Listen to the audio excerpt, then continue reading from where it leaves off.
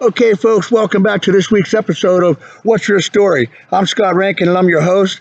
And I want you to take a look behind me. I'm spending some time here in Atlanta, Georgia, with a good friend of mine, Phil Chairman, multi-seven-figure earner, entrepreneur with World Financial Group. He's been my personal coach, mentor, and a great friend. So I'd like to thank Jeff Levitan for giving me the opportunity to use his property to shoot this episode. So I'm going to take you back to the summer of 1989, 1990. It's the American Baseball Junior Legion playoff game. Young Township is hosting the Sam Jack Drillers in a small town called West Lebanon, Pennsylvania, at a ballpark called Bertolino Field, Bertolino Park, right? So here we are in the bottom of the seventh. Coach Yard, Young Township's up to bat. We're the home team. We're hosting, so this is it, right? We're down by a couple of runs. Coach Yard pulls me off the pine and says, Butter, I need you to go in and get the job done. Okay. Now, keep in mind, this wasn't my first season playing for Coach Yard. Actually, he'd been my baseball coach pretty much my natural-born youth life from the time I was about 6 or 7 years old till the time I was about 17 or 18. So he's had some time to develop me and work with me, right? Now, I wasn't a natural at baseball at all. But, Coach Yard had this gift, this knack for taking the greatest qualities of a young athlete or a young mind and developing them into a champion. And he did this with all of his players, boys and girls alike, right? So anyways, Coach calls me out to pine to pinch hit. And in my excitement, I can remember walking up to the fence to get my helmet on. I put my helmet on and I get it all snug down, tap it forward, and then I reach out for my 34-inch bat, throw the donut on it, and I'm starting to get some timing down. I got these butterflies building up in my stomach, man. I just wanted to puke. It was just crazy because I knew the game was on the line here, right? Greg Tody was up to bat. Brian Smith was in the next, and I was in the hole. So Tody gets a piece of the ball. He makes it to first base. Brian Smith gets up. He's a left-hander. This kid was speed like greased lightning, man. He gets a piece of the ball. Tody advances to second, third base. Coach Yard holds him there. Brian makes it to first. Now it's my time to shine. So as I'm walking out, I look down the third base line at Coach for the call. He gives me the signal.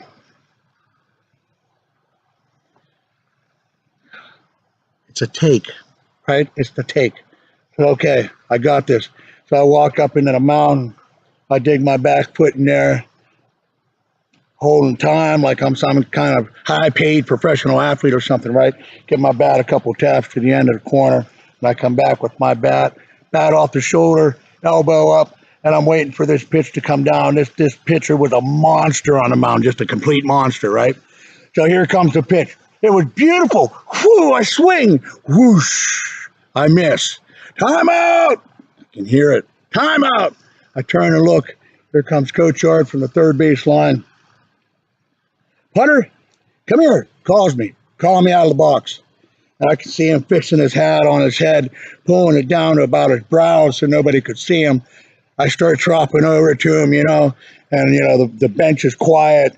The bleachers where all the parents are sitting is quiet. And I knew Apollo 13 was about to launch from my backside. Anyways, he comes up close to me and he puts his forearms on my shoulders, rests them on his shoulders, and he's got his hands kind of around my head, and he comes in close so nobody could hear, and he says, Putter, what was the signal? What did I tell you? And I looked at him with this never-ending ball in my throat, big old gulp, and I lean close so that the bleachers, the sideline can't hear our conversation. I says, you gave me the take, Coach. He nods his head, pulls me a little closer, puts his hand on my head. He says, buddy, what'd you do? And I looked down. I says, oh, Coach, the pitch was beautiful. I wanted that ball so bad. I swung. I just wanted it so bad. And he kind of chuckles, gets this little smirk on his face, and he says, Putter, you do what I tell you to do, and nothing else. You understand? I said, yes, sir. Yes, Coach, I got it. He says, great. Now, turns me around, pats me on the back. He says, now go be a hitter. So, I'm on my way back to the batter's box. I stop and turn around and take a look for the call.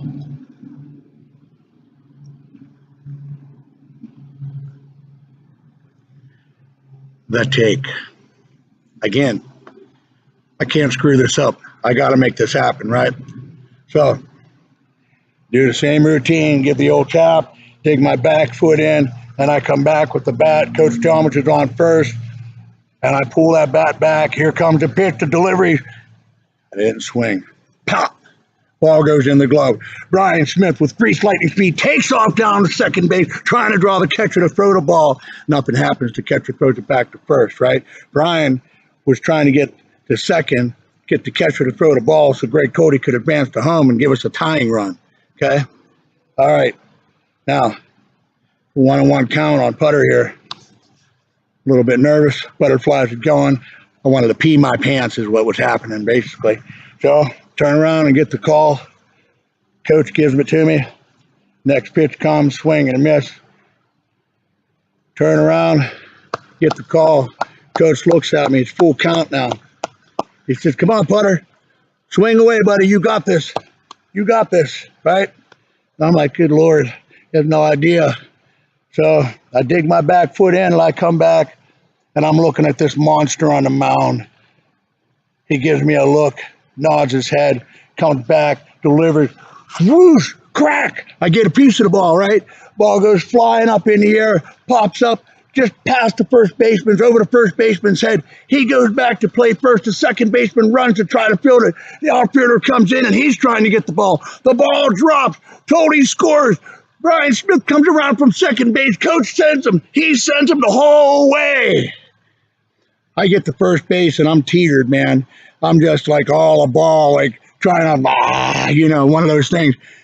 Coach Thomas looks at me and he says, Hunter, what the hell are you thinking? Why did you swing at that pitch? And I said, Coach, that pitch was beautiful. I wanted it so bad. He said, well, you got a little redemption here, son. Nice hit. Way to go, buddy. And he passed me on the back. Long story short, West Lebanon wins that ball game. Putter T hits the headlines. Putter T, that's my nickname, just so you guys know. Putter T hits the headlines, saves the day, game-winning RBI, game over. Young Township advances to the next round. Why am I sharing this story with you? Well, a couple reasons. See, a good coach, develops a relationship that makes people aware of themselves and gives them clarity of how to get to their next goal, okay? They have insight. They should be patient. They should be humble, and they should be guiding, okay? So here I am in my early teens, and I'm a rookie on this league. This is my first year in. Now, the way Coach played that situation was really important for my young mind at the time. See, he could have stood there and berated me, made me feel like nothing.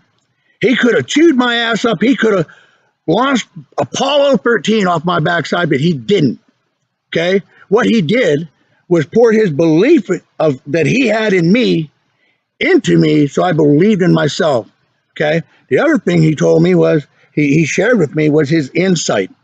I didn't know what was happening. I didn't know that he was going to send Brian Smith, but he did. Okay, that was his plan. That's the coach. He had insight. That's why he's the coach. I'm supposed to listen to him, right? So I didn't see any of that, but he did. And instead of him yelling at me and making me feel small, he built me back up and made me feel strong again. You see, that's the concept of the coach. He had the insight, but he was also patient with me to help me believe in myself that I could go out there and be a champion that I was, okay? He also had patience, and he was humbled by my desire to kill that ball. Even though I missed it, he was still humble for me. But he guided me, told me, hey, I'm in charge. I'm your coach. You listen to me because I'm going to make you a champion.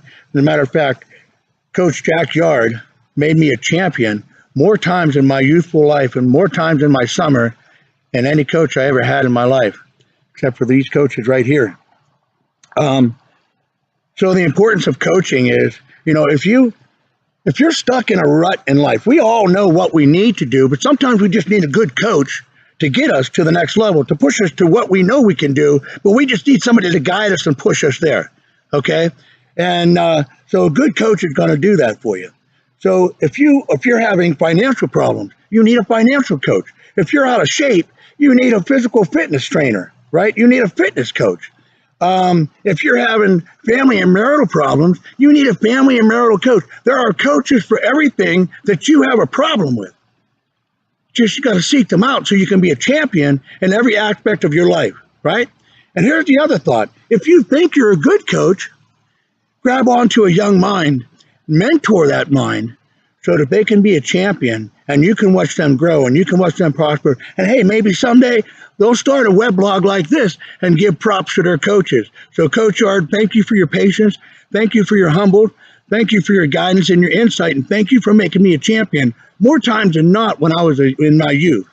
So I love you guys. God bless. If you like this blog, please share it. If you have comments, please share it. If you don't like it, share it. I don't care. You're not going to hurt my feelings. This isn't about me. This is about you. So the more I know, the more I can share, right? So that's this week's episode of What's Your Story? Catch me again next week for the next time. And I love you guys. God bless.